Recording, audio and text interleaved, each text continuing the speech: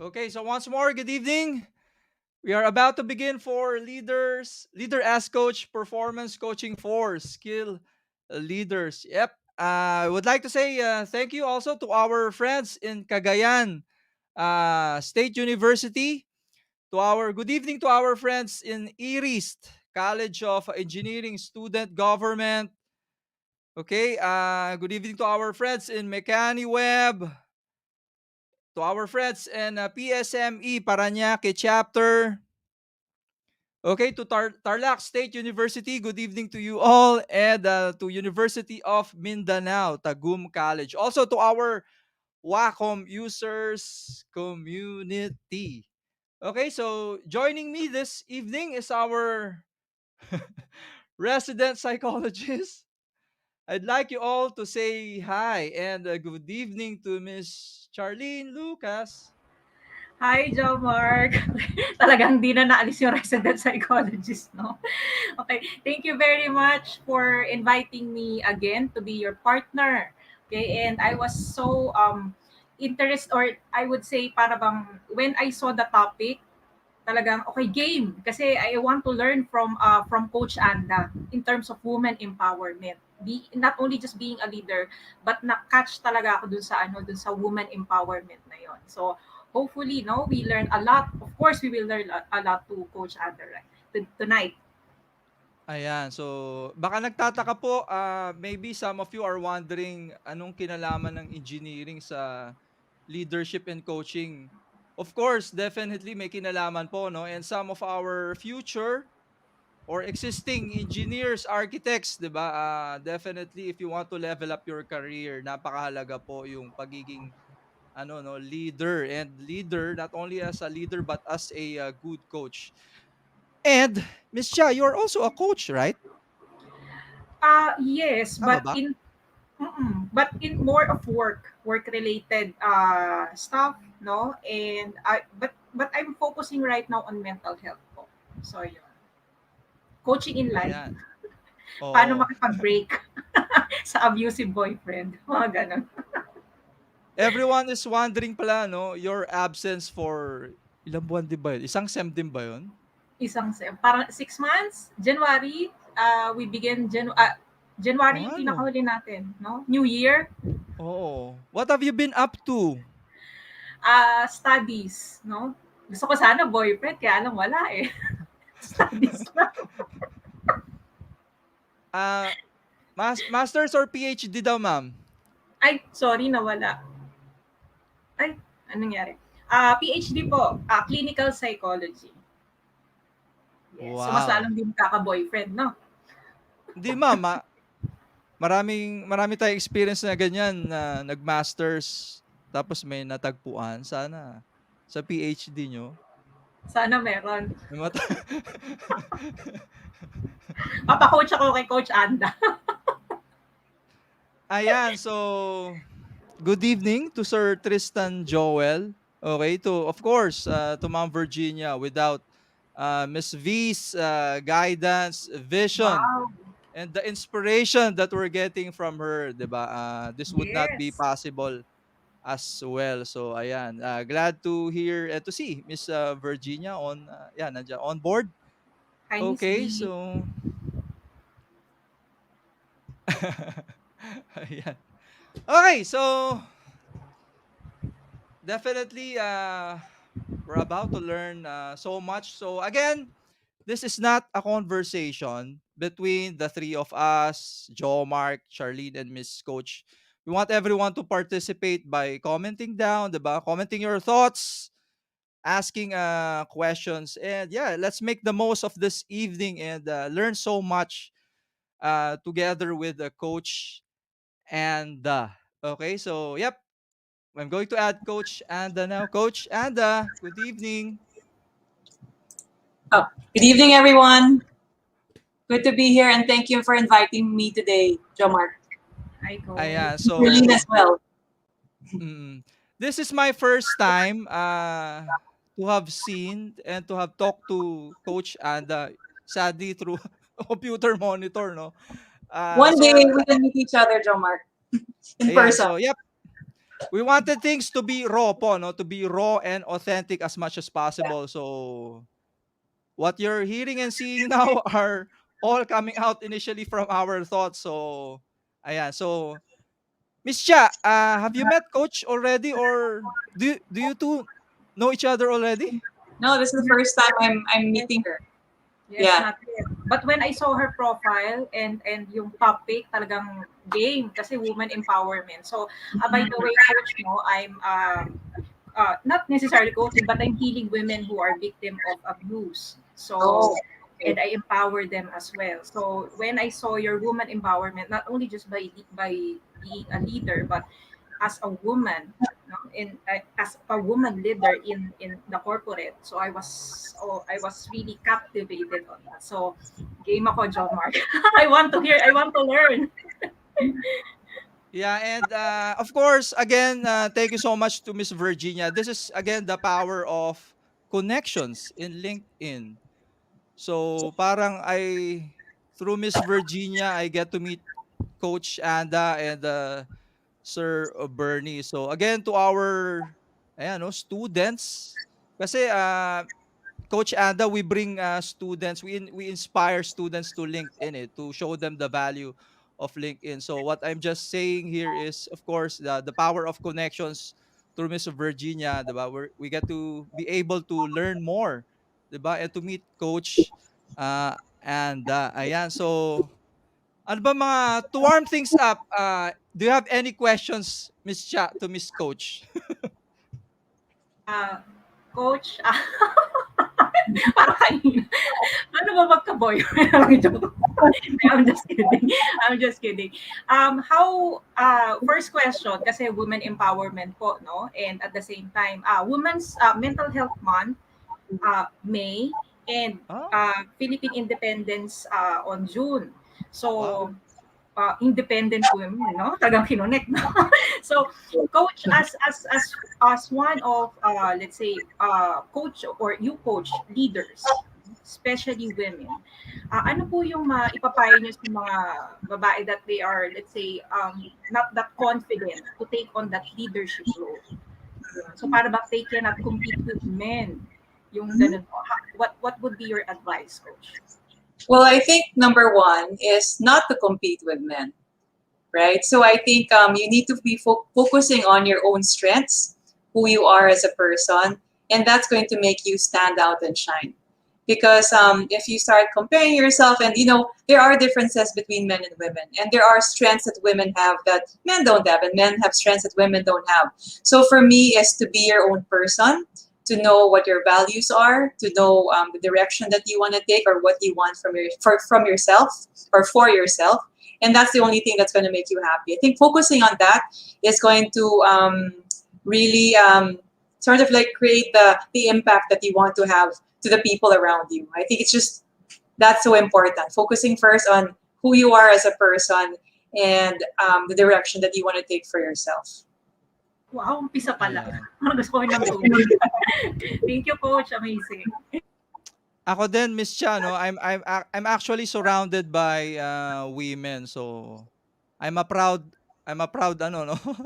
I'm proud to say that I'm a mama's boy, no. I'm a mama's boy, and I have two daughters. So puro babae po sa household namin. So yep, and I do believe, yeah, no, having two daughters.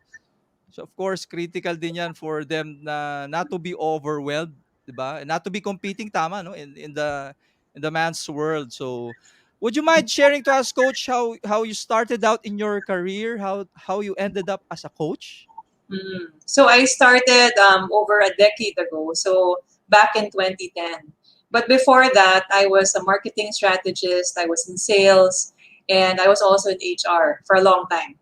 And then there was a point in my life where I realized that, I was able to develop products for people, sell products in sales and marketing, and then HR also do some training. But I wanted a more personal interaction with people.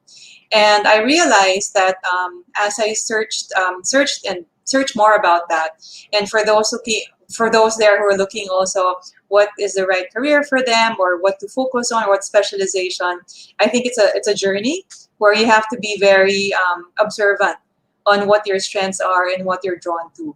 And I realized that coaching was it for me because it really focused on the development of an individual. In the beginning, in the first year, I did life coaching, but it was okay, but it didn't give me that excitement and joy. So I decided to try out executive coaching, which is coaching for leaders. And for me, that was more exciting for me because I think I was more used to working in a corporate environment. And so in that whole discovery process, I'm still discovering a lot about myself until now, that I'm able to help leaders or my clients master and uncover their blind spots. Diba marami tayong mga blind spots. There are things that we don't know that is hindering us from really achieving the person that we need to be, that we can be, actually. And so I like helping people that because I think that's also my story and my journey as well. How I was able to uncover and find out my blind spots, and how I was able to get over that to be where I am today. So I help a lot of leaders do that, and hoping that this short course today will also help you help others uncover their blind spots. So it's really all about, that's why I love this profession. It's about helping one another, not just at the workplace, but outside work as well. So, ayun. So, also, how you're into coaching training, did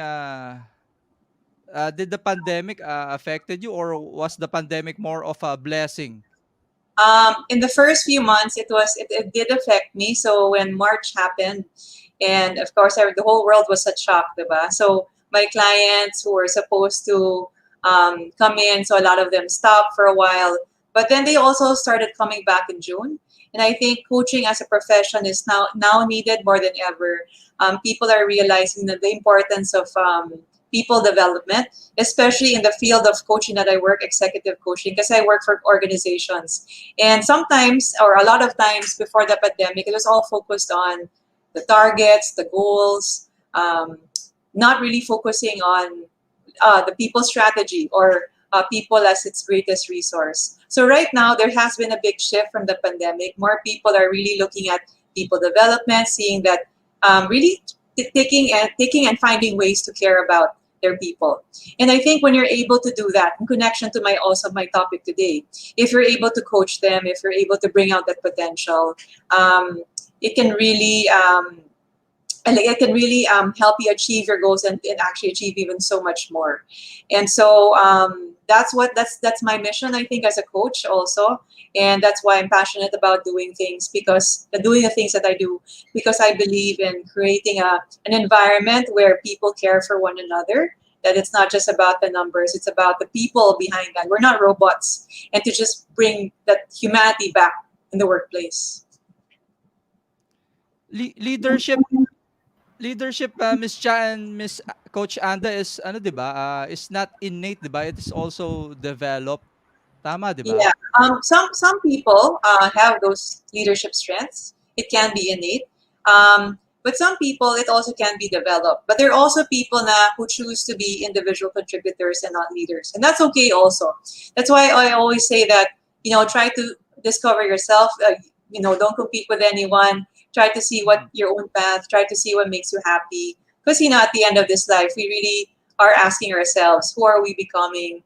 Or who are the people that we want to become at the end of this life. So making the right choices every single day is very important. Yeah. Yeah, Honestly, coach, no? I love yung last na binanggit mo kanina. Hindi ko lang na-open yung mic ko, but that's so powerful, that bringing humanity back, no? Mm. Sa office, no? Oo. Instead of being a robot just by the numbers. So yun yung nawawala ko. That's why many people right now, including my clients, are burned out po. And then at the same time, parang they don't have any more time or any relations with the people around them because pagod na po sila. Yeah. Because they're pushed by the numbers po.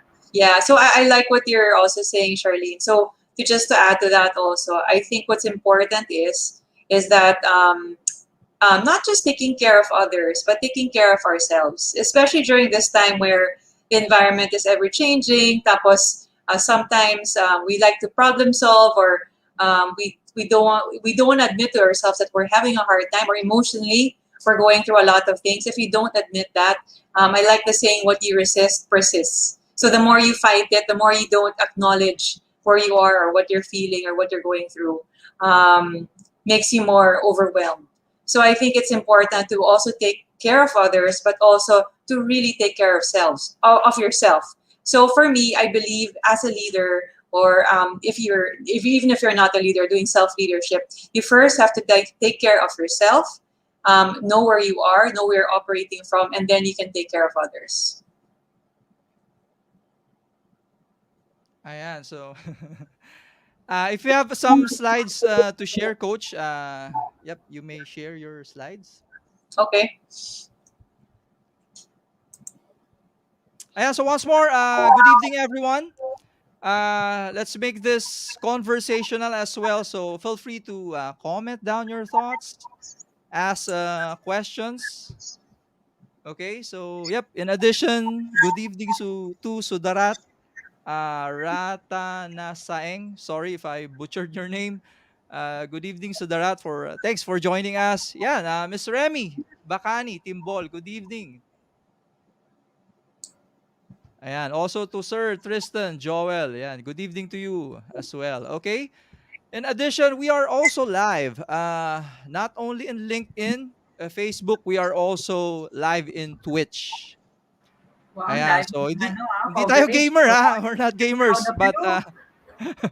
we're trying to influence the young ones na ayan, the importance of leadership. So that's why I don't know if someone's watching us in Twitch, but if there is, good evening to you and happy gaming. I I guess. Okay. Adding coach slides now. Yeah, we're seeing your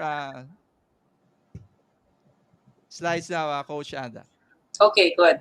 So, okay, let me start by saying that my topic today is leader as coach. But even if you're not a leader yet, right? Let's say if you're a student, or you're an individual contributor wanting to be a leader, you can be your own. You can be a leader wherever you are. And being a leader is all about, like I said earlier, being aware of what's important for you, knowing your values, knowing your direction, and really intentionally thinking about the impact that you want to create. And when we think about the impact that we want to create in this world, we think about not just ourselves, but about people. So if you're, like I said, if you're not leading a team or you're not leading anyone, it's important to be able to think about how do I make that impact to everyone that I meet. So leader as coach talks about not just making the impact in the workplace, but also outside work as well, with your friends, with your family, your loved ones, and how do you create those better conversations that create openness, communication, trust, right? So these are all the values that were brought up by the pandemic again. For me, ito yung mga good things na nangyari sa pandemic because it brought out these values of connection, of trust, of communication, of collaboration. Ito yung mga important eh. And this is really our focus for today. So just to show you yung presentation for today, we're going to be talking about what is coaching, because a lot of people get mixed up with coaching, mentoring, counseling, so just to help you understand what is really the difference between coaching, especially coaching and mentoring. And then the second topic is uncovering the iceberg. And then I'm going to talk about the coaching process. The fourth one is active listening. And the last part is accountability to action. Okay, so just a little bit about myself, although I said that already before. I've been doing this business for the past 10 years. I really love what I do because I'm able to see the impact of helping others. And so what I do is I take successful leaders to the next level by helping them uncover and master their blind spots. So I not only do coaching, I also do training as well. And so the program that I'm going to share with you today, this is actually a preview to a 2 full day program course that's happening at the end of June. If you want to attend it, and if you want to see the full blown program where you can really practice and learn the skills, sign up for the program after this. So I have that, and yeah, so what I really do is I do workshops as well. So workshops helping teams and helping leaders. And I've been doing this for so long, but it just feels like it's time went by so fast because I really love what I do. Yeah. So Coach Ada, excuse you may want to go full screen. okay. We're seeing the ano, the Yeah.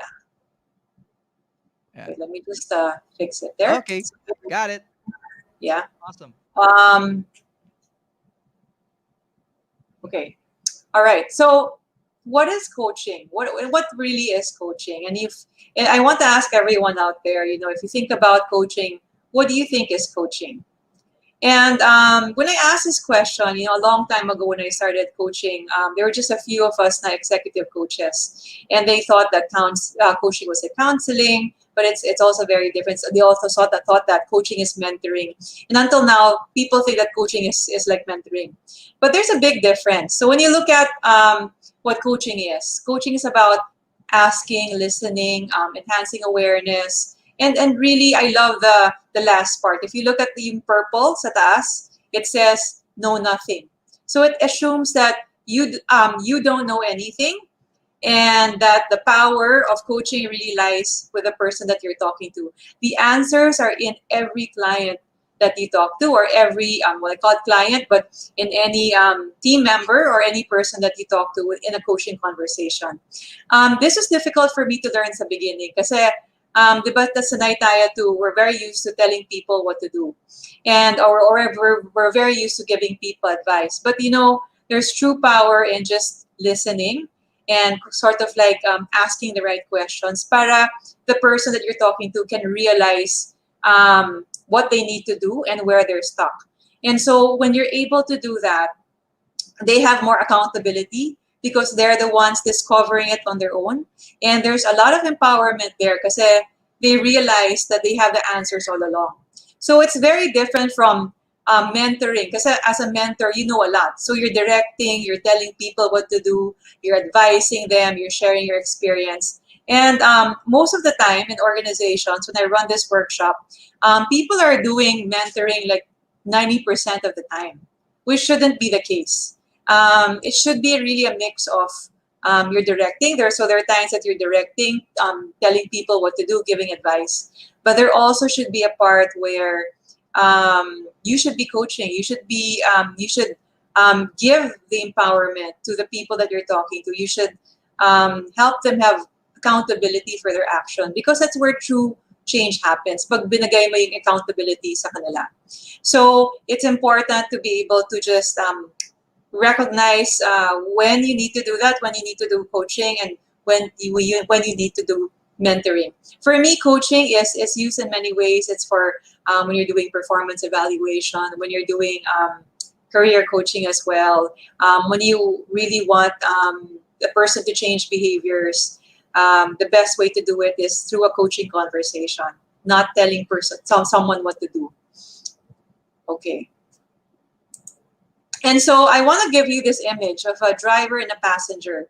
And if you can just type in the chat box, who do you think the coach is? Is the coach the driver or the passenger? And so, Jomar, maybe you can read to me what people are saying. Someone mentioned to him coaching is develop others, upbringing the potential in others. Bring the potential in others. Okay, good. Good. Yeah, that's really what it is. Bring out the potential in others. So I have an important question here. Like, who do you think is the coach here? Do you think the coach is the driver, or do you think the coach is the passenger For of the me, I car? think coach, it's the passenger. The passenger. Why do you think it's the passenger? When you say coach, it's like not necessarily teaching, but telling the driver, "Oh, this is the best way to go," something like that. Parang ano ba tawag dito? Parang driving school. That's what I think. Parang driving school. Parang driving school. Yeah. So the power or the direction is really with the driver, diba? And the driver is the person that you're coaching. And the coach in the background is more of guiding and not really telling them what to do, but more of like just pointing out things like, oh, do you see this? Do you see that? But when, as a passenger does it, but still the driver will be the one to control the wheel. So it's important to be able to just ask questions to help the driver or the coachee think about where he wants to go, what he wants to do, what decisions he's going to take. So the deeper the questions, the more impactful the questions, the deeper the insights, then the more change really happens when you're able to do that. I want to show you about, you've probably seen this, and it's so many people have been talking about this during the pandemic if you've attended resilience talks. But I wanted to show you the power of coaching, because from a fixed mindset, what coaching does, it brings you to a growth mindset. And growth mindset is when you can really develop your abilities. You have challenges that help you grow. Feedback is constructive. Effort is necessary. So with growth mindset, you're more open to challenges, open to changes. You're more open to feedback. You're willing to grow. And that's what coaching can do. It can create really like wonderful conversations among each other. I always like to think that, imagine if there was a world where we were all using coaching conversations. I think there was going to be more respect for one another. There's more listening. There's more patience. There's more trust versus judging people. So a lot of times, because when we're not coaching, we're kind of judging, or we're not listening. You know, we're thinking about ourselves. But then we're not. No man is an island. So we're not alone, and we have people around us who are with us, right? So again, moving into a growth mindset in coaching. That's what the results of coaching, to move it into to move the conversation, or to move your thinking into a growth mindset. So fixed mindset kasi is, I can't do it. I'll stick to what I know. I don't like receiving feedback. If I'm frustrated, I give up. So the power of having a coach as an accountability partner helps people see that there is room for growth, and being comfortable with things is okay, because maybe that's the area for growth, and that's how we can help others grow as individuals. Okay, so I want to show you this iceberg. And when you see the tip of the iceberg, you just see the tip. But when you look at the bottom of the iceberg, there's so many things happening at the bottom of the iceberg. I want to share you the power of coaching through a story. So recently, I was coaching someone, and that person I was coaching was saying that, yeah, I'm overwhelmed with work and I can't concentrate. I used to be so good in what I did, and I don't know, I just can't function the same way anymore. And so that's a tip. That's a tip only of the iceberg. And then I started digging deeper by asking more questions. And I was saying, where do you think this is coming from? And what do you think what do you think is causing you to do that? Or is asking questions like, in situations where this happened before, where so many things are happening at the same time, what is your usual belief? And what we did was, as we got into the deeper story, and that's like the whole iceberg, is that ano pala siya, he's a perfectionist, and he wants to be able to please other people all the time. And so instead of doing the projects that he's supposed to do, what he was doing was he was, like in an hour that he's dedicated it to really finishing a project na kailangan niyang gawin for work. He's answering emails, he's answering the phone, he's talking to different people instead of focusing what he's supposed to do. And he was saying, kasi I feel guilty if I don't answer everyone. And he really wanted to answer everyone. And he's feeling like very responsible for it. And as he started digging deeper, nalaman niya na it's connected to how he was growing up. That he was the eldest, and he was always given that responsibility. And what I want to tell you is that these beliefs that we've carried on, even from childhood, a lot of them are okay, but a lot of them also are not true. Let's say responsibility as a belief, or as a strength, or as a value, can also have its downside. Because when you feel like you're responsible, like, I want to take all the responsibility, sige, kaya ko yan, I can do everything. But it's inhumanly possible. You cannot do everything. And it's probably the pressure that's given to you by your parents, asking you that. So because we were younger and we're not able to filter things. And maybe not even when we were young. No, it could be all. It also could happen when we started working and experiencing things. And because we're not able to filter properly, our definition of certain things are different. So and are not maybe even helping us. So na realized niya that my client realized that the way that he saw responsibility was not helping him at all, because he felt that I'm responsible for everything, I have to do it, and that it was not even making him effective anymore. So he had to change the story in his head, and what he did was, once he realized that that was the cause, he started coming up with next steps that were going to help him, and he started changing the way he was doing things. And a common question I like to ask in coaching is, what can you do differently? If you're doing this before and it wasn't helping you, what can you do differently?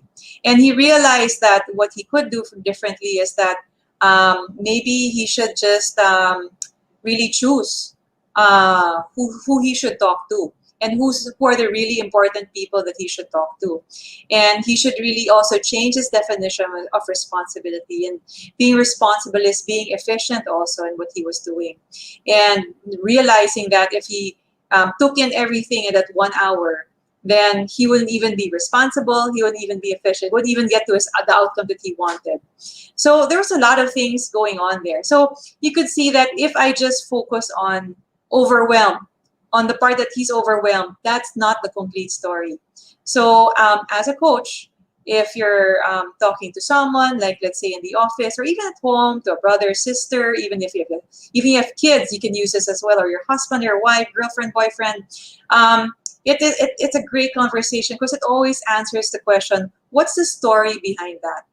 If I see this in the at the topmost, what you see, there's so much more to what you see. So remember that. That's one of the big takeaways I want you to remember, that every person has a story. Every person has like a story behind everything that he or she does. And it's important as a coach to be able to get to that story. Okay. So now we're going to go to the power of active listening and powerful questions.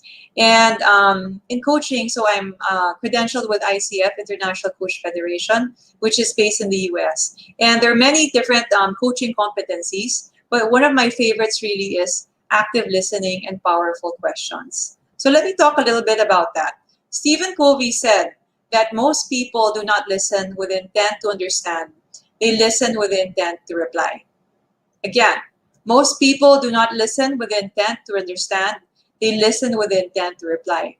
And that's very interesting, because in a meeting or in a conversation, we always focus on our agenda only, what we want, and not realizing that there's a person in front of us who's maybe processing things a different way or interpreting things a different way. So if we go into the conversation just thinking about, this is what I want, this is what I think is important for me, and me only, it's not going to be a conversation. And the person that you're talking to is going to be feeling frustrated, might feel like I'm not being heard, I'm not given importance, they're not collaborating with me. So, and this happens in a lot of books or articles written on difficult conversations. They talk about that.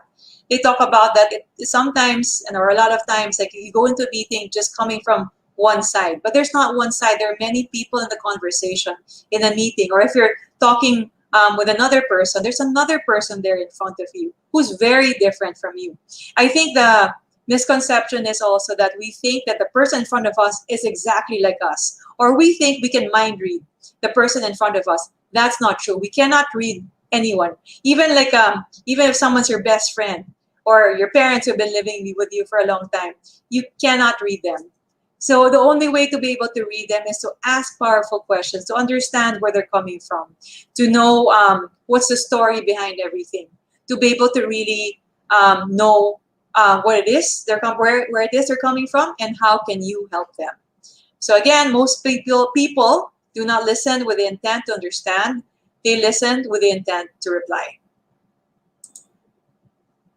So why is it so hard to focus in in conversations. So I came up with a list of things based on my experience, also my own personal experience and my experience with my clients. So you are focused on what you want. You're not focused on what the other person wants, but you're focused on what you want only. Like I said, you're forgetting that there's someone else in front of you who's very different from you, who has different beliefs, different values, different family, different experience. So they're interpreting things in a different way. I want to give you an example in another workshop that I do on values. If we were like in a live workshop, I'd call on people on courage and say, call 3 different people to define courage.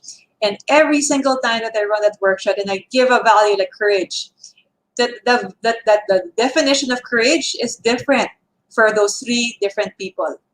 See, so that's when I say that even the simplest of terms can mean differently for different people.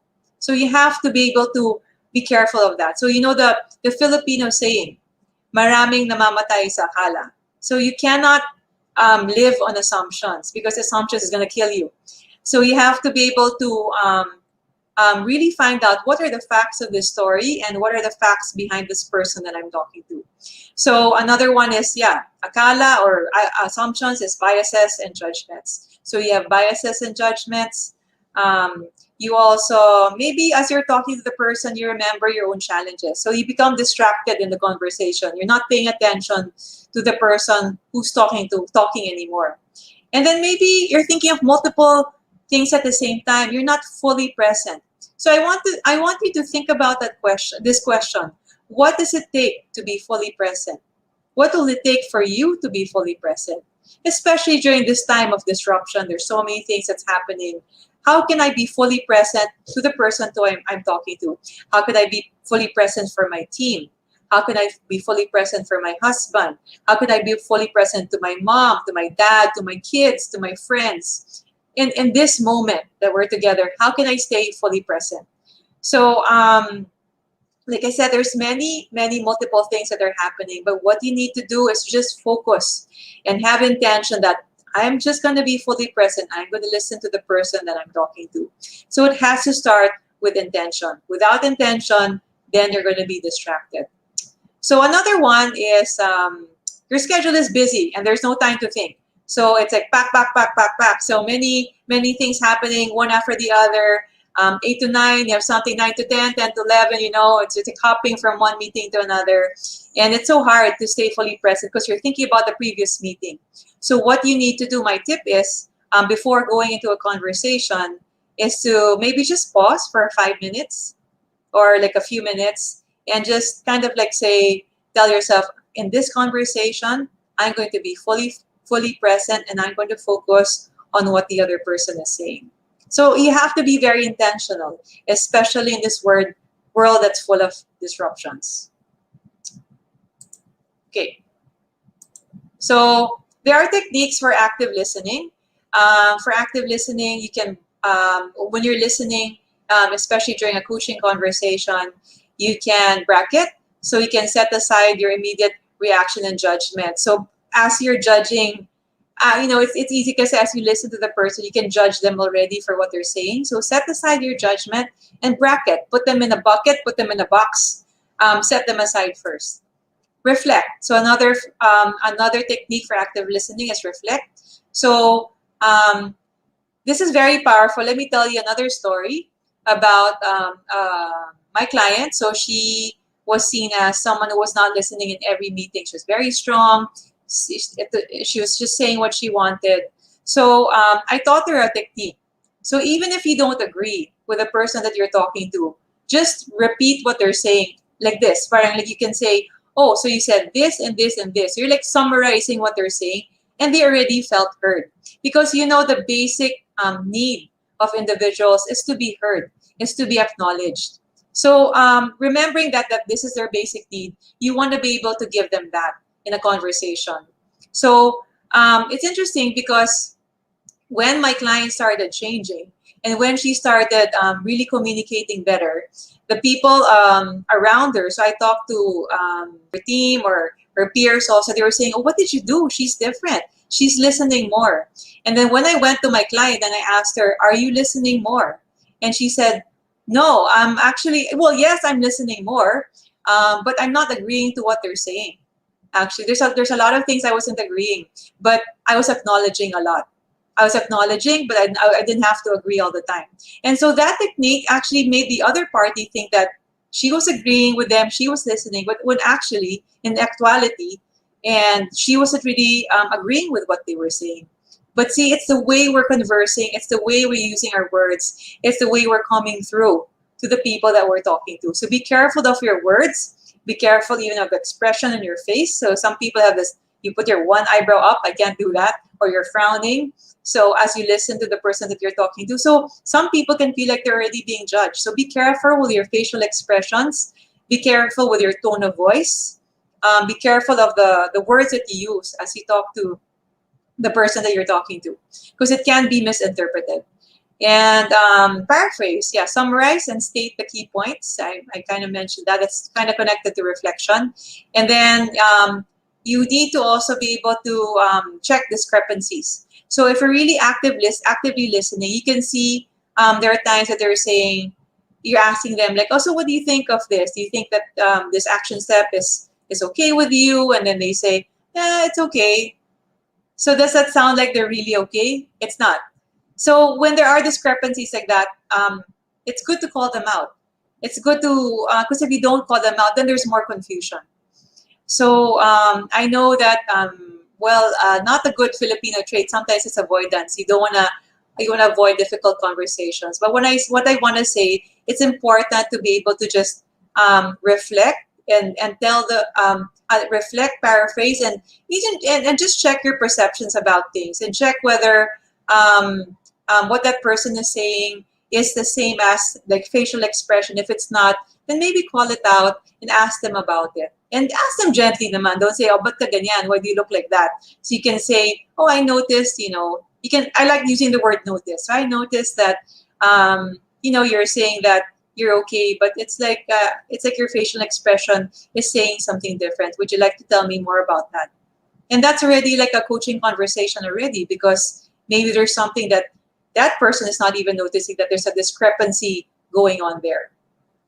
Okay, so again, highlighting on active listening, it's a lot about putting a lot of your thoughts about yourself aside and letting go of your agenda and focusing on what is really important for the person that you're talking to, and really giving your undivided attention to the person who is in front of you.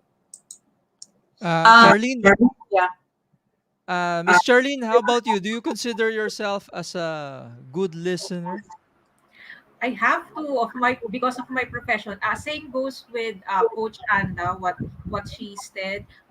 No, for you to be an effective coach and for me to be an effective psychologist, I need to properly be attentive to my clients.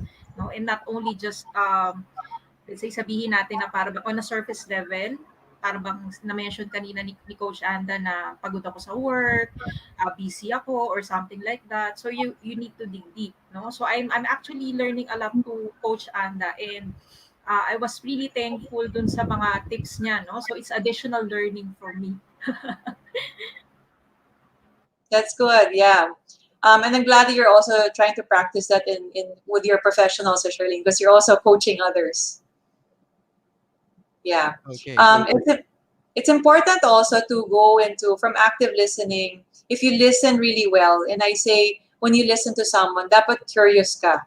Um, if you want to move from being judgmental, go to being curious. Right? Just curious. Curious when you're curious kasi there's no malice, there's no bad intention, there's no anger, resentment. You're just curious. You're just wondering. So if you're curious about the person and the person's situation, you can ask powerful questions like and powerful questions. I'm just flashing this here. You don't have to memorize this. The powerful questions will come from as you listen to people. So if you listen to people, you can ask them questions like, "Oh, so what's stopping you? Or what support do you need there? Oh, or what is helping you right now?" So as you listen to the story, you don't have to think ahead, because a lot of times people think ahead of the questions. So when I also do mentoring for coaches. So when I do the mentoring, a lot of coaches are also going ahead of themselves, or are thinking about ano yung next question, ano yung next question. So don't think of the next question. Stay with the person that you're talking to and try to see where are they now, what's going on. And from there, you can ask your curious question. So everyone has this list of curious questions. And the way to make it come out is through active listening.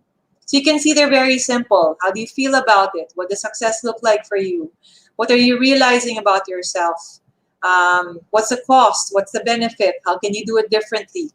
So it's very, very simple questions. Ayan. I have here a comment from Miss Virginia. Ayan. What Can did you read Virginia this? say? Yep. Ayan. Regarding reflection, Chris Voss mirroring. And what are your thoughts on this, Cha, and Coach Anda? Yes, it's a very powerful tool as well, because when you mirror the person, it's like you're same as what Coach Anda mentioned earlier, that you're acknowledging, you're hearing the person, you're understanding the person. It's not just, you listen to rebuttal, but you listen to understand. So mirroring is the same. Like, it's also in my profession, pag nalulungkot yung client, syempre hindi ka maiiyak para sa kanya, no? Yung parang you will also, yung kagaya sinabi kanina ni Coach Anda, is yung facial expression mo rin. It's like you're empathizing with the client. So, but the thing is, syempre hindi ka makikijuwit sa kanya, no? So, you'll still gonna stand, no, with as a coach or as a psychologist. But mirroring is a very powerful tool po. Yeah, it is. It's very powerful. And the word itself, mirroring. And Virginia, I love Chris Voss. Chris Voss is, I think, worked with the CIA for a long time, and he had actually a master class, which I watched also. And he has a popular book as well. I can't remember the title, but yeah, he uses these coaching techniques actually in negotiation strategies. Diba? With a hostage, you can actually use it. See, you can use coaching in so many ways. And so mirroring is important because it's like seeing your own reflection. And sometimes we can't see our own reflection. And when we hear someone saying back what we feel or what we're going through, and then we're able to really piece things together. Because it's important as a person to be able to verbalize what you say. So as a coach, as a leader, as coach, it's important to be able to help people verbalize what they say and help them see what they're saying. And when they're able to see what they're saying, they're able to put everything together. Thank you for that, Virginia. Nice. Yeah. So the coaching process, it's a very simple process. Maybe some of you have already heard of it. But before of that, I want to give a quote from John Maxwell. He says that life is 10% of what happens to me and 90% of how I react to it. What do you think of that line, Joe Mark? Life is 90%. So I think this relates to what I normally say to our students with regards to your environment. Because I typically say na kung sino ka is a sort of a summary ng environment mo. And I think yan din yung sa sinasabi na 90% na kung paano mo iper-perceive yung mga bagay, Mm, 'di ba? And mm, it all boils down to your mind. So, mm. Yeah, kung it gusto all mo siyang boils down to isipin, your. Go ahead. kung paano mo siya tatanggapin and nasa sa atin 'yun eh. I think one of our greatest adversary, kalaban natin is sarili naman natin eh. Kahit ba ibang tao sinasabi sa na wala, ganito ka, ganito, ganyan. Nasa iyo pa rin yung desisyon. If you're Mm. going to believe him, if you're going to be affected, if you're going to be mad, if you're going to be happy. So, yep. Yeah, agree. And I always tell also my clients that a lot of us think I said the environment controls us. That's wrong. We control the environment, and the way to control the environment is to control our thoughts. I remember there was this Viktor Frankl. He's a best-selling author as well, and he wrote "Man's Search for Meaning," a very popular book. And he said that like his whole family was killed in the concentration camp in Auschwitz in Germany. So, but he said that, they can take away my family, take away my belongings, but they can't take away my mind. They can't take away how I can perceive the situation, or how I can get out of the situation. So it's really the power of his mind that helped him go through the difficulties of the concentration camp, even if, like I said, his whole family um, um, didn't survive. So it was able to give him hope.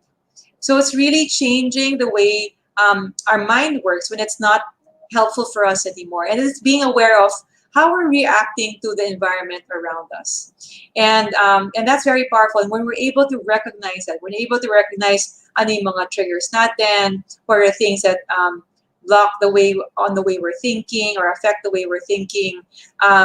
If we're able to really manage our thoughts and filter them, and use the thoughts only that are helpful for us, then we're able to manage the environment around us. And if you can see that, especially in this pandemic, the way to survive this is really through our minds, right? We can't control that the pandemic is there, but we can control how are we going to respond to the pandemic. And one more thing about that, I just wanted to share about a really powerful question. It's a question about, what is your relationship with change? Right? Is change something that you run away from, that you're scared of, that you don't want to deal with, or is change something welcoming to you? You're not afraid to stretch yourself, to sometimes even have a difficult time, or being comfortable with it. So it's really, when I say, what is your relationship with change, it's really how your mind perceives change. So I just want to show you an example there of how powerful the mind can work.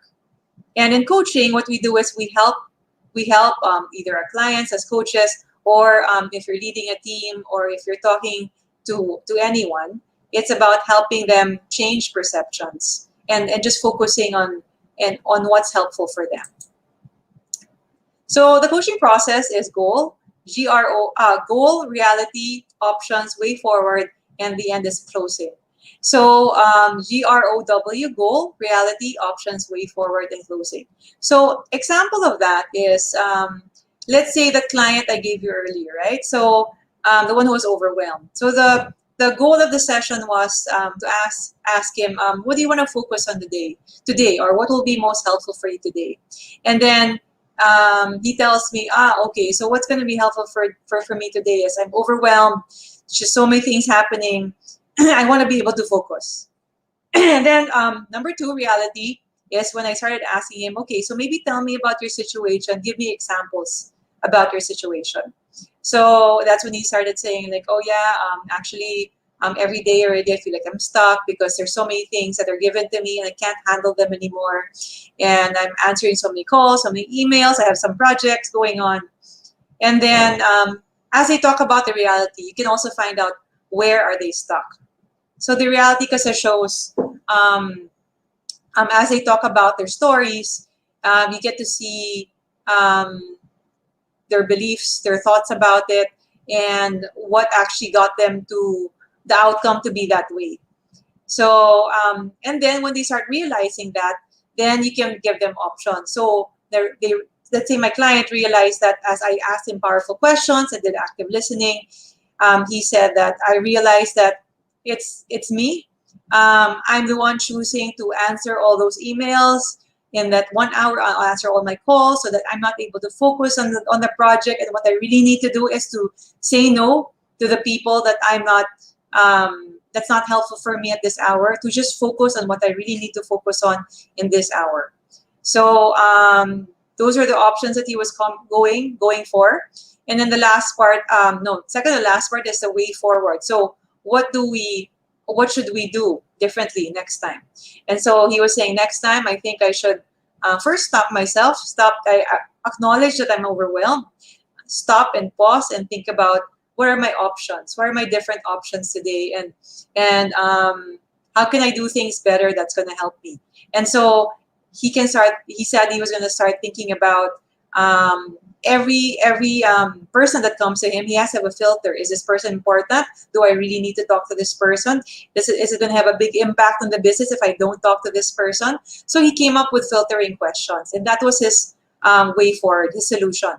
Thus, closing is just saying, okay, just to summarize, what did you learn today, and what can you do differently next time, and what are the measures that we can that will show that will be able to be that we're able to see that the changes are really happening. So the closing is so important. Some people just like to talk about, oh, it's so nice and all that. We realize that that's not where change happens. Change happens when you're able to measure and intentionally practice the changes that you committed. So in the closing, it's a question of how are you going to do it? When are you going to do it? How do we quantify that? Okay, so that's important. There. So just to sum it up, this is really what it goes. I came up with this diagram to help you see that there's an aha moment between reality and options. Aha is, I didn't realize that. That's a light bulb moment. That's where I'm stuck pala. And with my client earlier, oh, I'm stuck because I'm a perfectionist. I'm stuck because of my beliefs and responsibility. That's where I'm stuck. So that's the aha moment between reality and options. So before you move into options, you have to be able to achieve that aha moment before going to options. And that's the difference between mentoring. And mentoring kasi you're already telling the person, okay, this is what we need to do, this is the solution, and let's go do it. So that's not as powerful as that person realizing on his own, his or her own, this is what happened, this is why I'm stuck, I understand now why I'm doing this. So there's more accountability as they admit to you what's going on. And then, and so after the aha moment, everything follows after that. Now they're ready to think of the options. Now they're ready to move forward. But without that aha moment, if you don't see it, then you have to ask more questions to help them recognize it.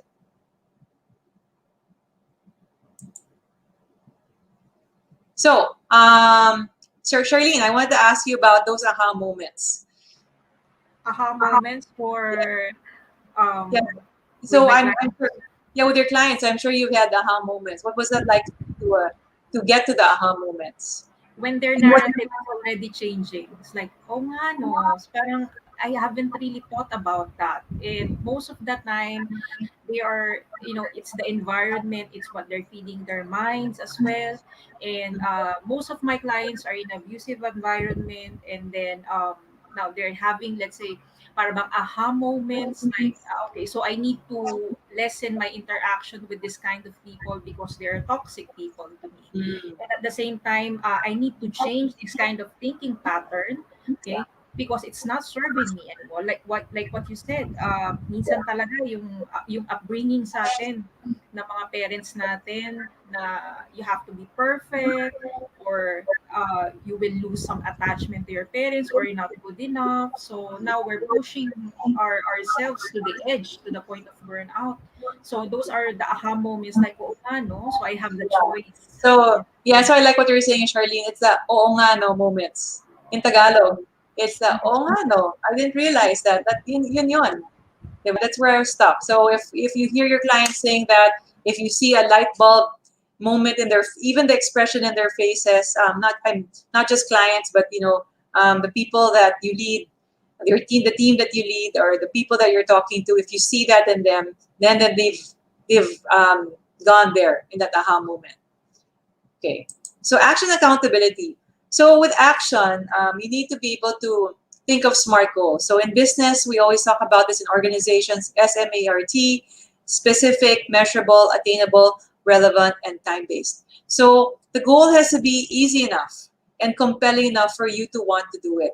Because the reason why sometimes people don't do their goals, it sounds so big, it's hard, it's not relevant to me. So it has to be relevant to you, the goal, the action step. It has to be important to you. It has to be specific. It has to be clear. It has to be something that's easy for you to remember. It has to be something that you want to do. It has to be compelling. So SMART goals really are things that we want to do at the end of a coaching conversation. Because after realizing all of that, so now what do we need to do? So we try to use this as a guide. So example of a SMART goal could be that last client that I was sharing with you. His SMART goal is I'm going to, every time this happens. So every time, every day that happens, I'm going to tell myself, I'm going to pause, and I'm going to assess each and every person that comes my way, right? And maybe a way to check himself is at the end of the day, I check with myself is if I was I able to do that today? Was I able to really intentionally practice that? Or maybe tomorrow I can do better. So the change really, a tip for you in change is that you have to be intentional about it before you do the act. And then after the act, there has to be a review. I think what happens, kasi, is the before and a half after doesn't happen. What happens is we just do it as it comes. It can't be that way. You have to be intentional before to be able to change behavior. You have to be intentional before, and then even after you do the action, and ask yourself, how can I do it differently? How can I do it better? And how did I do it better this time? So that deep reflection is the one that's going to really help you change. Okay, so I want to introduce to you the Wheel of Change by Marshall Goldsmith. He's one of the top 10 coaches of the world, and I'm also certified with him as well. So he came up with a Wheel of Change in this book, Triggers, and it talks about creating, eliminating, accepting, and preserving. And I just wanted to flash this slide to you to ask, maybe if you're coaching someone, to ask them in the process of change, what do you think you need to eliminate in your life? So let's say your goal is I want to have a more balanced life. Example, I want to have less stress. So therefore, what do you need to eliminate from your life to have less stress? So the goal of wanting to have less stress is the creating part, your goal. The eliminating is what you want to remove. So I want to take out, maybe I should stop procrastinating, maybe I should stop booking meetings one after the other. Maybe I should have time to rest, to plan, to give myself a day, to just focus on myself, right? Not my clients. So that's eliminating. So you list it down. And then what do I need to accept? So there are things in your life that, you can't change, you can't do anything about. So that's a question. So in that goal of my well-being, of not being stressed, maybe I just need to accept that, example, that the pandemic is kind of here to stay for a while. And that I need to accept also that there's going to be a hybrid work situation where we have work from home, work from the office. So I just need to accept that. So the more you accept that, of the truth and the facts of reality, the more you can find creative solutions. And the last is preserving. What are the things that I need to continue doing that's helping me? So maybe I need to continue being mindful of my schedule. I need to continue maybe having a positive mindset. So preserving are the things that are working for you that you could need to continue doing.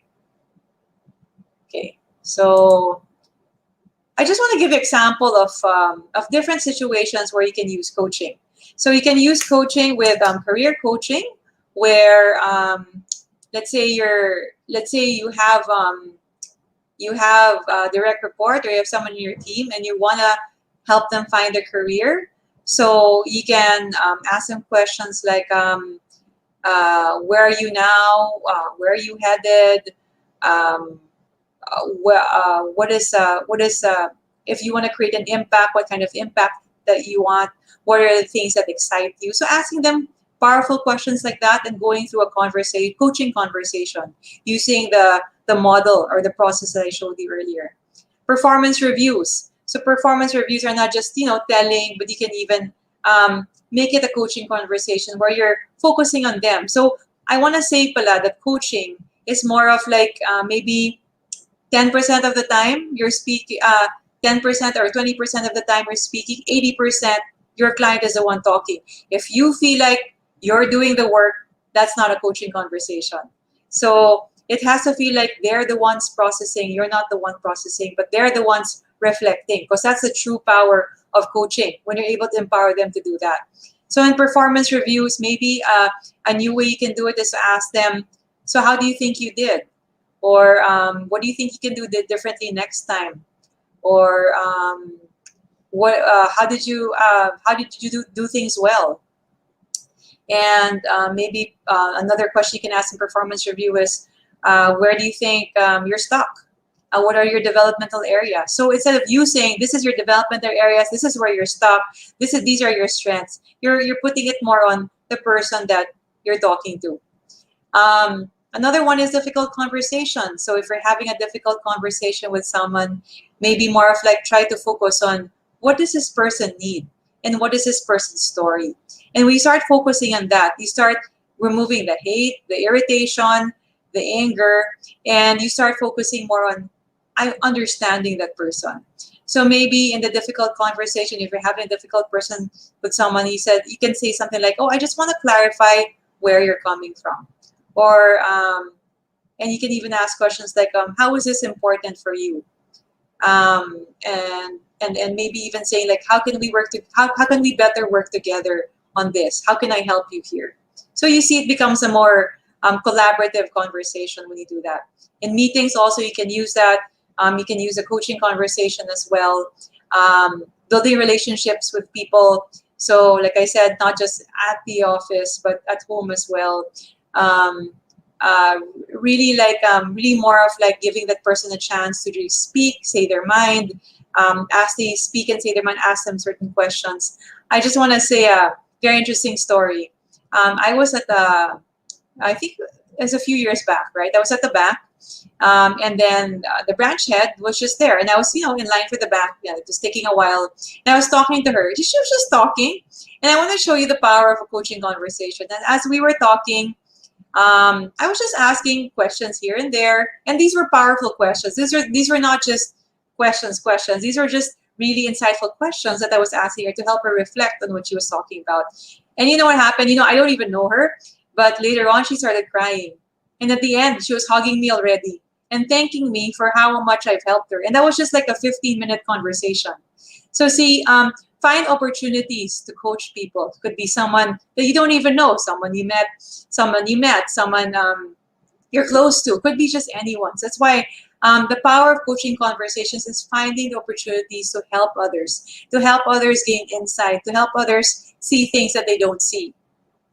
Help them see where they're stuck also. So by asking all these powerful questions.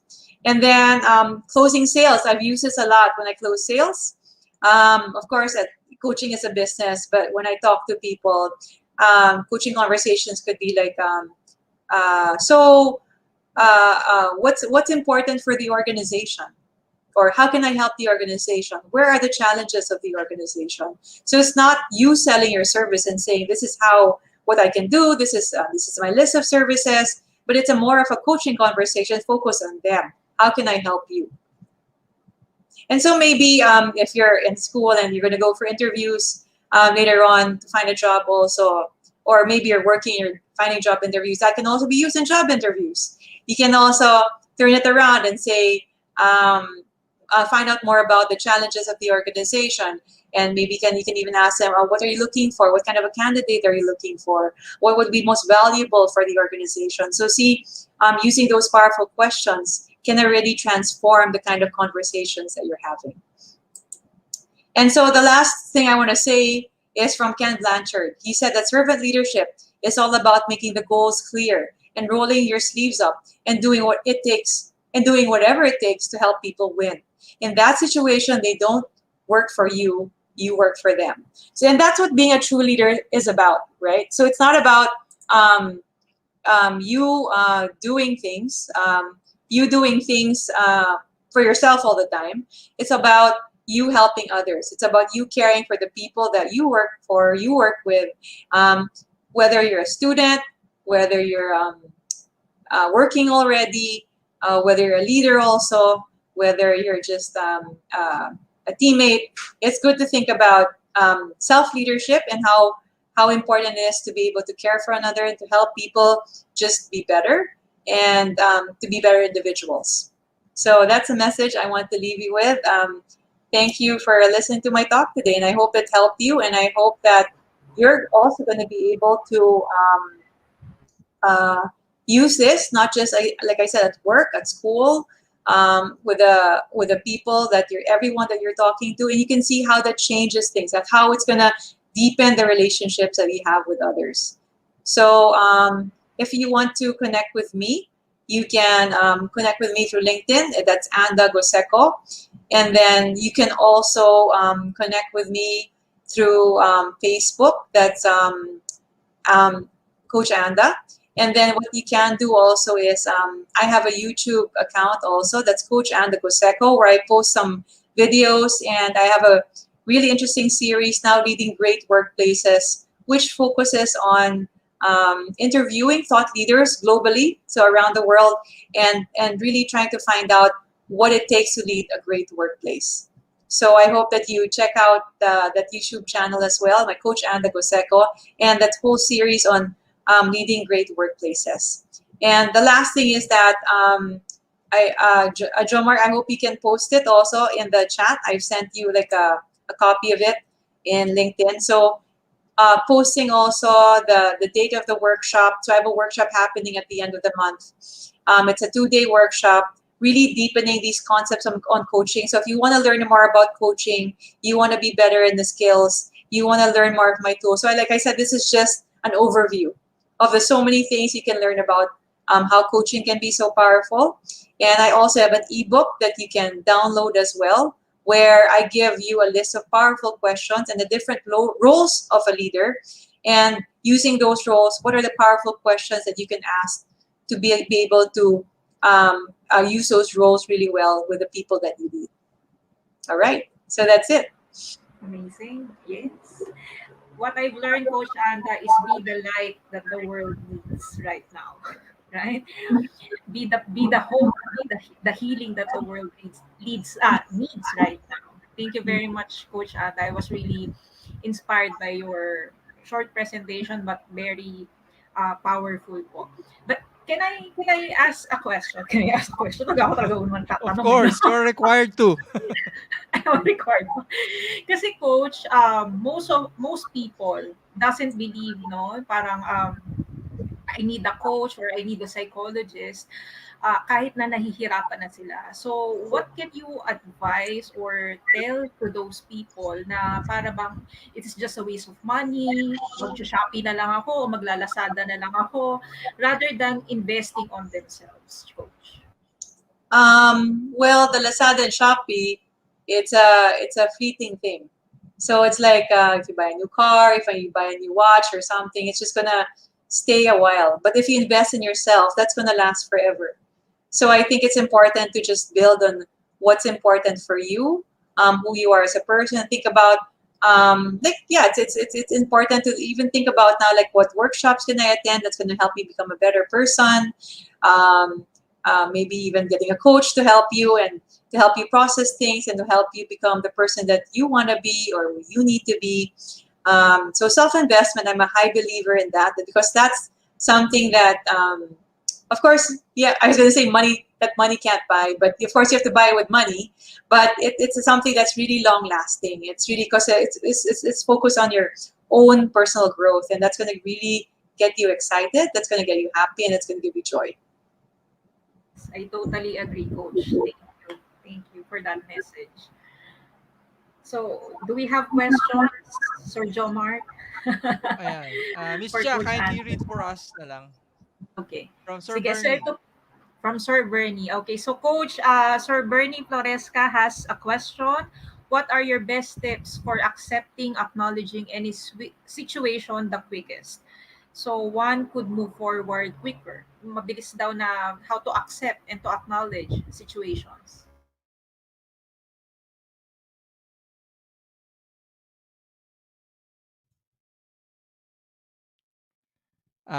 Muted ka ata, coach. Sorry. Okay, yeah. Okay, so first is to acknowledge first where you are. And so if where you are, I'd like to talk about the Wheel of Change, and maybe Charlene is familiar with this. The Wheel of Change of Elizabeth Kubler-Ross. So the Kubler-Ross diagram. So if can't flash it right now, but you can Google it.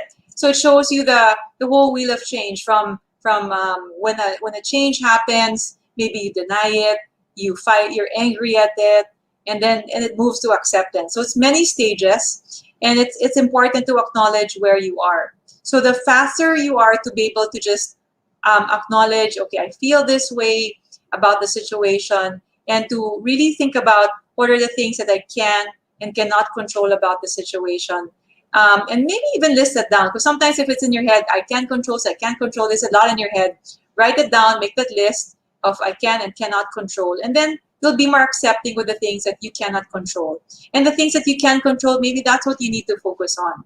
And another tip that I can give you is to think about the benefits of moving forward. So, okay, so maybe there's there are things that are not good about the situation, but maybe there's also good things about it. So really thinking through what are the benefits and what's the value to you if you start moving and start changing. And one question that I'd like to share with you is maybe a question that you can ask yourself is what's one step I can do to help me move forward. So sometimes because it sounds like there's many steps.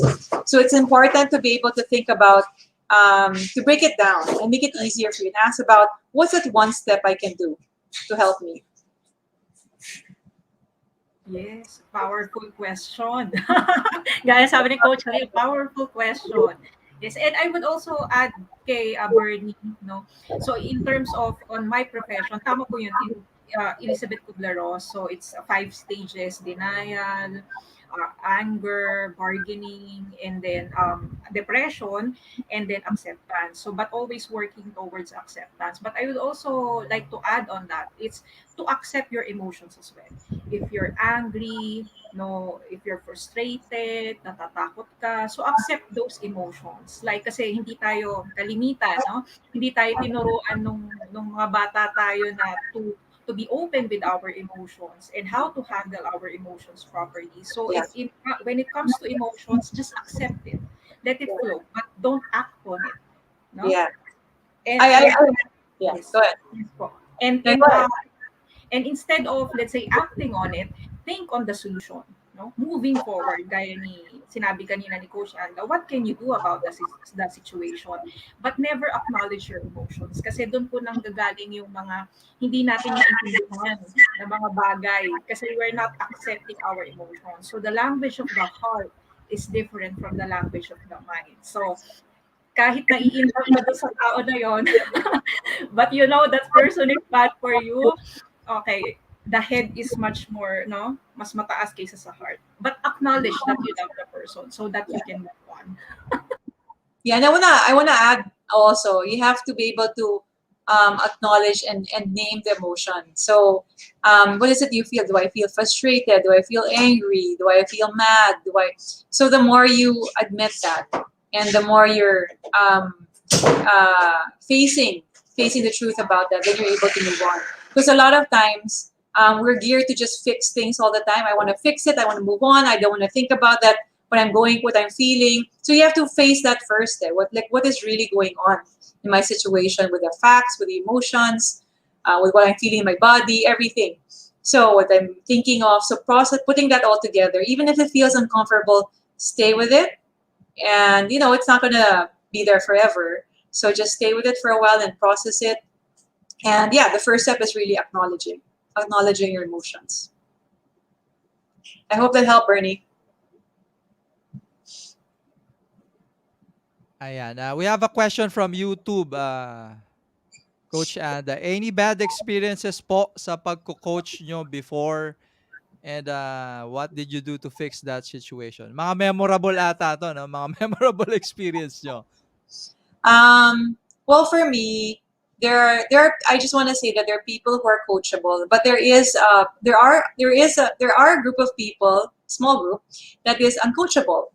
Maybe this time they're not ready. They're not ready to change. They're not ready. Even if they see that they need to change, they're not ready.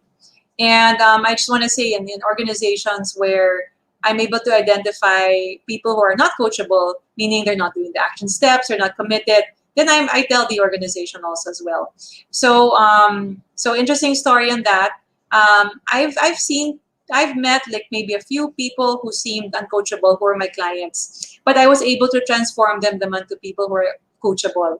So most interesting one was like a guy who was very political in the organization. So I could tell that he wasn't telling me the truth about what was going on. He wasn't honest with me. So I was really having a hard time with that. And I was about to drop him as a client. And I told him, I said, like, I feel like you're not committed. You're not focused on our sessions. And so if that's the case, then I think it's not going to be helpful for you. It's not going to be helpful for me. And then I think that he got scared. And so he said, no, let's continue because I see the value of these conversations. And that's when he started becoming honest and open with me. Excuse me. Yeah. Ayan. Coach Anda, any tips on coaching our own kids or your kids? Coaching kids. It's the Relate same. natin sa mga parents. Yeah. It's the same as coaching adults, actually. So first is to acknowledge their strengths, because a lot of times we want to change our kids. We have expectations of them. I Yeah. want you to be this, but hindi ka ganyan, or sana you were like this. So with my son, it works really well. I think I've won him over that way. So I acknowledge who he is, what his strengths are. I make sure that I verbalize that, and he's able to recognize that. And during times that when there are things that he's not able to um, like there are times a month that he's not following, that they're I mean, kid being a kid, it's also like that. And there, as adults, also you have people in the organization are not following or not aligned with you. So I ask him about it. I ask powerful questions. So I ask him like, what do you think about that? So yeah, like what do you think about? He's 8 years old, by the way. So but I've been using this whole coaching language ever since he was, I think, 4 years old. So he understands it. So I always say, like, what do you feel? Can you name your emotion? And he says, he's used to it. He's not afraid to say, it's like, oh yeah, I feel worried. I was like, what makes you feel worried? I feel worried because blah, blah, blah. Okay, so if you feel worried because of that, um, uh, how can I help you? Or how can you help yourself? What's another way to see it? So I help him also, because in coaching you help open opportunities. You help them see things beyond what they're usually seeing. So there's more openness. I can see, oh, I can do this, possibilities. So the questions are actually all geared to possibilities on what's a better way to do this. How will this help you if you do this? So those are the same questions I ask my son as well. And that really helps him listen to me.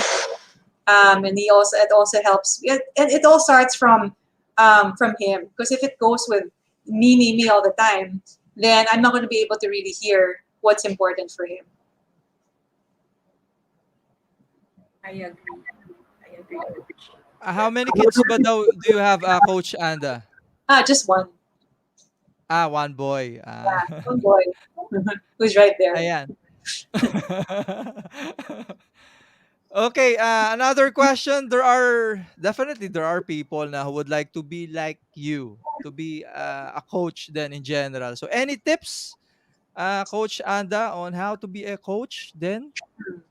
Well, first you have to really kind of look at certain questions, like, do I like helping people? Am I okay to just listen more than give advice? Do I do I see? Do I like to help? Is my focus on helping people change or helping people become better? So if it's that, then it's all. Then maybe coaching is for you. And I think first you have to recognize, let's say, your past experiences. Were they all connected to how coaching is? Example, before, or are they all focused also on people? So if you like people, how do you want to help people is a question. Because there are many also coaching fields. There's life coaching, there's mental health coaching. There are people like me who focus on leadership coaching, who just focus on top leaders in the organization. There's also career coaching. So many branches. And so I think first find out what kind of coach do you want to be. And to find out what kind of coach do you want to be is finding out who are the people I like helping. What are the kind of topics that I like helping? And you'll find something common in all of them. And when you find that thing that's common in all of them, then maybe it's focused on careers, it's focused on helping leaders, it's focused on relationships. And that's going to make you specialize on coaching. But maybe the first thing you can do also is to take a basic program.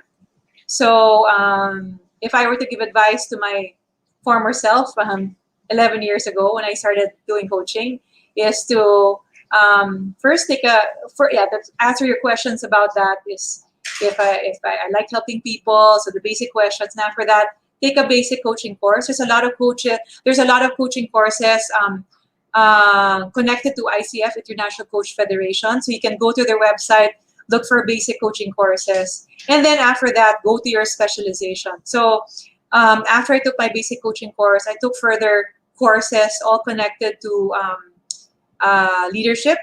And then I went deeper into human behavior because I really love reading people. I love human behavior. So I took many courses connected to that as well.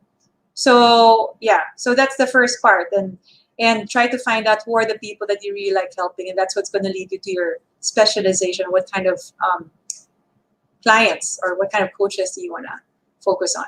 Coaching, coaches, yeah. No. What kind of clients do you want to focus on? Yun. Oo. Your thoughts, Miss Cha? Same goes, same approach dun kay Coach Anda. So you can never be a jack of all trades. Yes, you can help, you have the overview, but mas maganda kung talaga may specialization ka. So for me, I'm focused on abuse and trauma. So I help clients, no, it's particularly women who were victims of abuse, any form, no, all forms. So don because that's where my heart is. And of course, uh, if you have ano po, no, if you have questions on how to optimize that career premium or LinkedIn learning in general, feel free to reach out to me, to Miss Cha, and of course to Coach Anda. The sad thing kasi with this career premium, some of our winners, they have no idea what to do with with the premium subscription. So it ended up na nag-expire lang na hindi nila nagamit ng matindi. So, yep. In addition with that, I think you have access to LinkedIn Learning where you get to learn. Parang it's a sort of Netflix, but a Netflix of learnings.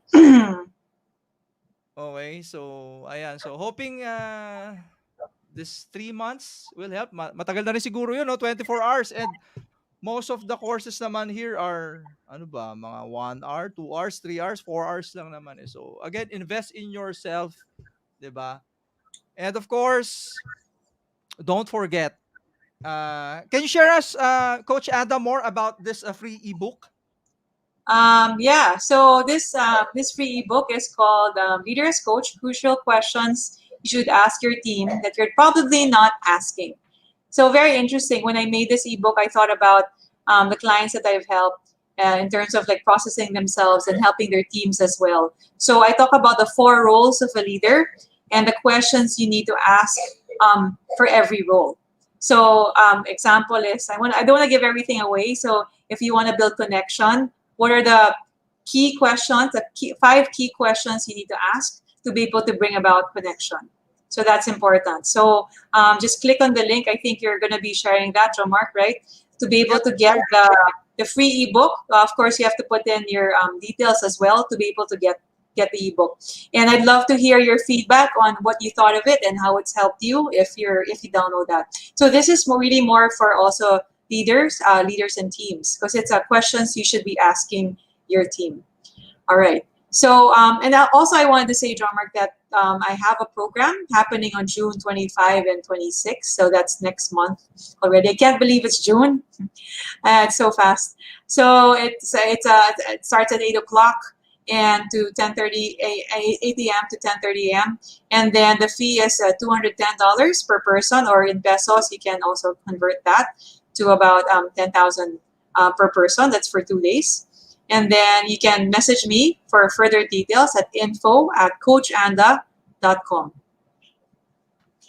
Okay, so yep, all links are posted in the comment section. So feel free to click on those links.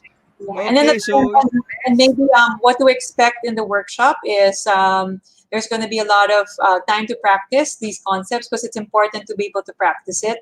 And I'm going to give a coaching demo as well, and other higher level tips on how to develop a really great coaching conversation. Ayan. Also, links pasted down below. Don't forget to, tama ba, Coach Anda? Is this your YouTube page? Yes, it's my YouTube page. Ayan. So, yep. Siguro our ways and means of saying thank you na lang din, no, is by subscribing. So, Sorry, this is my yeah. ayan. So, pareho-pareho So lang tayo, Coach Anda, no? I have a 7-year-old. So, what I typically do, sinasama ko na lang talaga siya sa live stream para, the live stream. So ayan. yeah. So I would be great if you can subscribe because my it's a passion project of mine. That project on leading great workplaces, and I hope that the tips of the leaders I've been interviewing will help you. Leaders, consultants, and other coaches will help um, really help you think about how to create a great workplace. Interesting, yeah, because I've been talking to bestsellers, and they're a mixing of Americans, and it's been I've only launched it actually in April. And so, yeah, I've been learning a lot from them as well. And then this June, we're going to be introducing some Filipinos also who have made their mark and who are going to be sharing also tips on how to create a great workplace.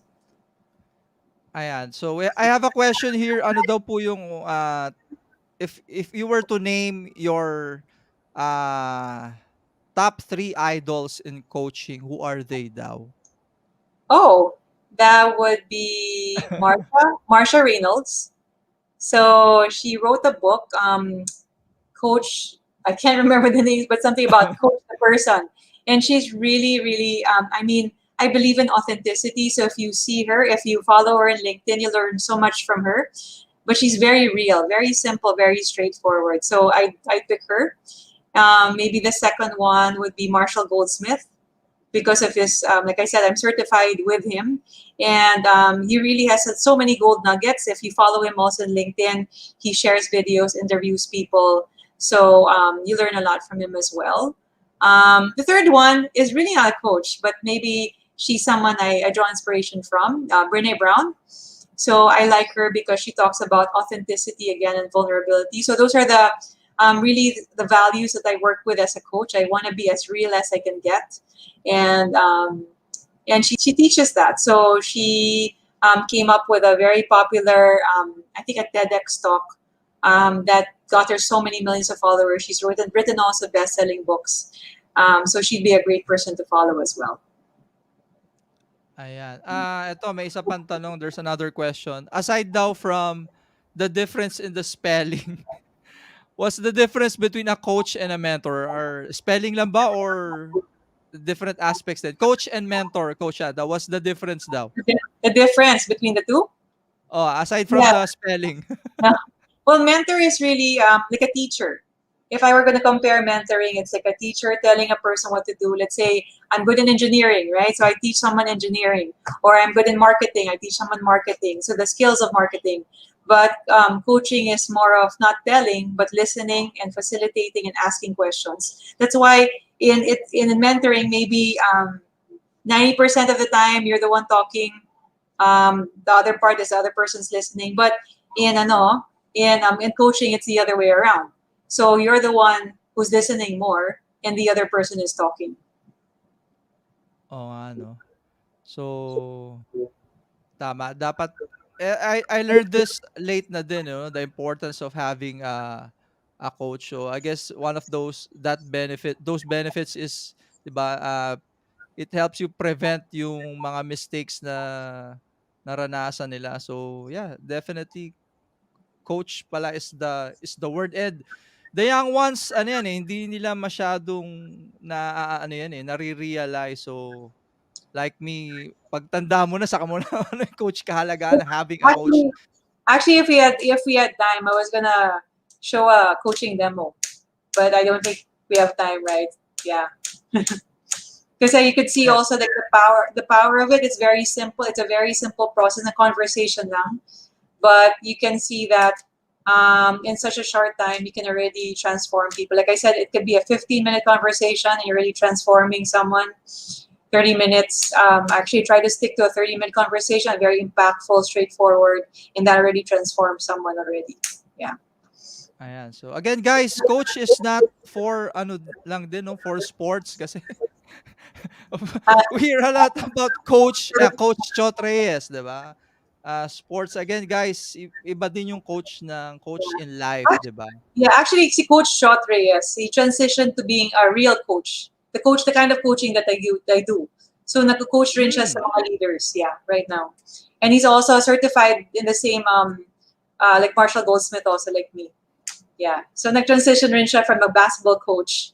I think he still teaches, but I don't know if he does that now. Maybe not in the pandemic. But he also does, executive coaching like me. Ayan. Your thoughts, Miss Cha? For me, you should. It's either a coach or psychologist. If you want your mind, no, to be at the optimal level. If you want your life to be in full capacity, yung parang bang quality of life, no. Hire a coach for your mental health, depression, anxiety, whatever that is, trauma. Okay, psychologist, no. So for me, I also went to coach Curly before 2020. She gave me a free coaching with my career because I transitioned from corporate now to a psychologist. So she helped me decipher what's ano, yung parang bang how to, no? Kasi you can never operate in your own mind. No, a surgeon can never operate on his own body, so was in your own mind. So you need someone, no, a sounding board. Okay? Same goes with psychologists. I also consulted with my mentor and some of my peers. When I have this kind of problem, no, so could you please help me clarify or process my thoughts? No, something like that. We all need coach, psychologist, no, and someone that who will really listen to us. Yeah, I like what you're saying, Charlene, also because like you as well. I've been coached by several people also, and I have mentor coaching. I've coaching also with others, and it's nice. It's nice to be able to do that because there are things I said that so many things going on. It's hard to sort. It's hard to focus which one, but talaga is important. Where is it coming from? And like I said, that the ice. You saw the iceberg, right? So the tip of the iceberg, it's just that, but there's just so many things that's happening underneath. So how do you just process all of that, and how do you just really focus on what's truly important to be able to make better decisions in life? Yes. And we would really listen to you. So, Yeah, yung hindi lang sasabihin sa'yo na kaya mo yan, mag-pray ka lang. We're not, of course, faith is important, but the thing is, pag umpisang bugat pa lang, kaya mo yan, mag-pray ka lang. Yes. prayer and coaching works. Yep. Okay, so once more, don't forget to claim your free ebook. Link is in the comment section. Again, as a way of giving thanks to Coach Anda, 'di ba? It doesn't hurt. Please subscribe to her YouTube channel. She's also in Facebook. Okay, don't forget that. And I just lastly, wanna. Sorry, I migrated to another YouTube channel, so it's Coach Anda Goseco. So that's Coach Anda, yeah, then Goseco, Goseco. So there's a more complete, yeah, there's more complete things. So my when people interviewed me, it's the videos I post on LinkedIn. It's the interviews that I've had with others, or I've interviewed others also as well. So it's all there. So it's Coach Anda Goseco, Goseco. ayan. So I'm going to paste the link now. Okay, and yeah, don't forget if you have questions, more in-depth questions that were not covered here as usual. Si Coach Anda hindi po 'yan ano no, hindi po 'yan suplada. So Yeah, I feel love free. questions. So feel free to send me a message, a question, send me an email if you have a question about coaching or you're stuck somewhere, and I'll be glad to help you. Okay, so yep. Once more, thank you everyone for joining us this evening. If you have a message or an advocacy to share, like ayan, Miss like Coach and inviting you po no to be our next guest sharer, or if you know someone na who's very passionate in knowledge sharing as well. And alam niyo naman po, no, our mission here is basically to be a blessing, and we hope, and I'm sure you're all inspired and you learned something new. So, yep, hoping to see everyone probably next week for another Lincoln Local Metro South. Okay, Coach Ada, thank you so much. Your questions, and I enjoyed sharing about coaching. And don't forget the power of coaching, and try to use that every single day in all your interactions with everyone you meet. Okay. Thank you rin, Miss Charlene, and hoping to see you, both of you again, Thank on you our for next sa hatak. live Sa hatak. next live stream. Okay. So thank you everyone. Have a great evening. And yeah, let's be once more, let's be a blessing to all. Thank you and goodbye.